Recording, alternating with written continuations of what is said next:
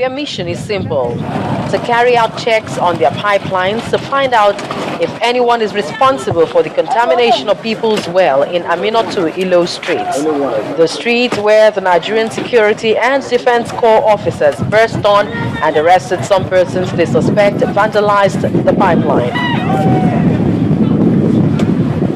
The scheduled evacuation of the petroleum product has been hampered. The federal government seals are on the gates of the suspected owners of the buildings. This house was visited sometime by my people from Mosemi, to evacuate contaminated products from their well. The resident here reported to the police at Ejigbo, and the police, the DPO, responded and came to me with a written document which I forwarded to my area manager. And back at the NSCDC station in Alausa, Ikeja, also in Lagos, the commandant who led his team on the arrest insisted in a press chat that the suspects are saboteurs of the nation's resource. PMS that belong to all Nigerians. People are yearning for good roads, they are yearning for better electricity, 24 hours, no interruptions. Of course, employment, youth employment, unemployment. So how do you expect the government to do this when you can see yourself from the tape? Some people in their own homes. It's sad. When asked if he was aware that the said suspect had reported their well contamination to the Ejigbo police station, his mood changed. Madam, you are very, very biased in your questions. We're talking about, you have seen the tape, you have seen the PMS coming out from the well. Did NNPC inform Nigerian Security and Civil Defense Lagos State Command? No. What about the police? No. So what are we talking about? All over the world, security agencies work together. Meanwhile, outside the NSCDC's gate, family members and lawyers of the suspects who had gathered earlier were dispersed by men of the NSCDC who disallowed channels from filming. One of the lawyers who spoke off camera, however, told us that the bail condition given for the freedom of his clients is for the Lagos State Governor or his deputy or even a member of the House of Assembly to stand as sureties. Loretta Chiogo, Channels Television News.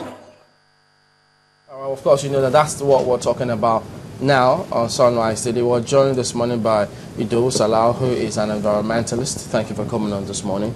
Well, that particular scenario generating a lot of controversy, and that's a follow-up report from our correspondent, and of course expecting that she will also follow up to find out what the police possibly have got to say about this one, and what a lot of other authorities will say on this one. But perhaps it's not strange to you, the fact that that fuel situation in that particular area of Lagos. What can you tell us about it? I'm happy you mentioned that word. It's not strange to me. This same incident is new to Lagos State. As far back as 2001, the issue of Baruwa Jakande Estate, contaminated fuel coming out from their well, has been lingering. And federal government is aware. The question I want to ask, what proactive measure has the state and federal government put in place to check future occurrence of this? Can you take us back? What actually happened in 2000, in early 2000? In 2001, I was working for the federal government to try to identify some industry that are producing effluent waste into the waterway of Lagos. And I was on field when this issue happened. And my team were called to decide. And I said, it's not part of my scope of work, but we can assist the state government. Then we came up. Then we did our own, and we found out that it was contaminated fuel. That thing is dangerous. You can't even use it for anything. Those who try to use it for their generator, the generator exploded. You can't use it to drive a car. So the question I'm asking, where is NNPC official? And this is kind of what we call emergency responsiveness. From which of the agencies? But I thought from that report we saw one of the NNPC official. That's a resident. From the Mosimi. No, from Mosimi. Mosimi? Yes, okay. That they were there. They were there previously. No, they were even there in this report. In this report. Recently. Now, So the question is... evacuate the petrol. Yeah. With the petrol. The one of Diamond Estate that happened in 2011. Diamond Estate, Yes. Going towards Between Iba. Isheri, Iba. The same thing happened. My team went there and we collected the sample. NNPC scooped this polluted wastewater for adulterated product from the area for over a year. The question is, what is in place for the treatment of this wastewater? We don't have wastewater treatment plants to treat ordinary sewage, talk less of treating chemical waste, chemical waste mixed with underground water. But since NNPC came and they scooped that water, you said, for almost 12 months, Yes. then who should have moved in? Thank you. If you look at that pipeline is called System 2B, coming from Atlas Cove, down straight to Ilorin, terminated at Ilorin. And that is what is pumping fuel product from Atlas Cove through the southwest. That's the one that runs through Masimi, Masimi. Ibadan, Ore, and terminating at Ilorin. It covers over 5,000 kilometers. And this same pipeline has been in existence for over 30 years. And you know Ejigbo history. As at 30 years ago, Ejigbo was in the outskirts of Lagos. I still remember because my uncle had an estate, the Orilowo estate. When we were there in 82, when it was bushy area. So the pipeline has been in existence. It was urbanization that moved these people towards that area. It's still part of leadership problem. If we have the government at federal level, at state level, who are proactive to incidents of this nature, and this is one thing we don't understand is this. Out of all the pollution, water pollution is the most dangerous because of the impact. We have health impact, environment impact, and economic impact. From economic impact, you can see what in your report today. You said NNPC said we are losing over 168 billion naira or dollar to oil theft. And the same thing that is happening in Lagos now is happening in the Niger Delta. You see the JTF, they want to move into illegal bunkering site. They will not call NOSRA, NESRA, NNPC, because they will not even carry out their investigative analysis. Let's take it from that point now. Yeah. All of these agencies exist. Yes. To make sure they tackle this singular Exactly. problem. Now, how does it then look if, because some people find it disturbing, they don't understand how NSCDC will go in and arrest some of these residents who say that, look, this matter is known to NNPC, it's known to the Nigeria police, so why would NSCDC move in, arrest, and then seeking to prosecute, and then set bail charges? What's going on? They are still within their mandates, especially if the oversight say, function. They have reported this. Wait, let me explain to you. I'm a soldier. My own is to arrest. But before you arrest, who invited you? I give you an example of Gulf of Guinea oil spill. What happened in 2010? Immediately that incident happened. The first one that came out was President Obama and said BP will be held responsible for this oil spill. And I'm calling EPA director, Coast Guard, everybody to move into site. And there they discovered what happened. It was the wellhead that blew out, that pumped over 4.9 million barrels of oil, that's about 780,000 cubic meters, into the Gulf of Guinea, the Gulf of Mexico, near the Mississippi.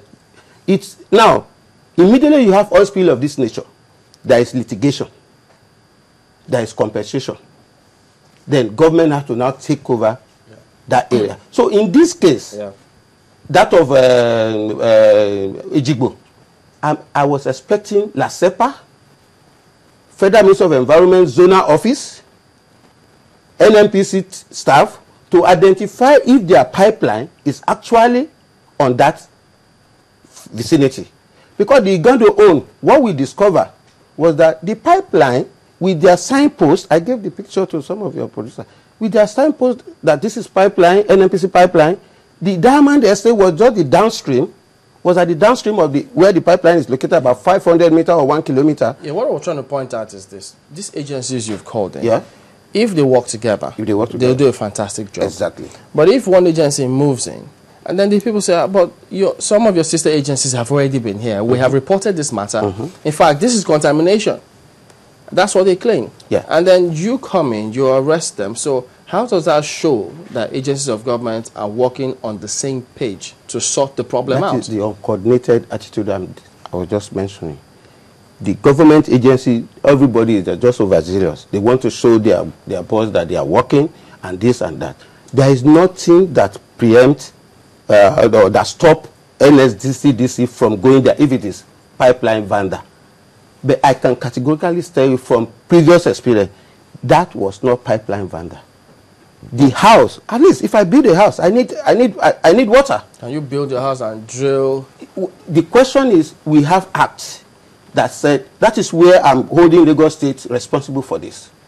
Okay. Because that pipeline, because the only pronouncement I've had from the governor of Lagos State since this problem started 2001, or successful government, was that NMPC should try to relocate its pipeline. Really? Yes. The governor made it during the visit of the petroleum downstream house member to his office. Should that be the case? No.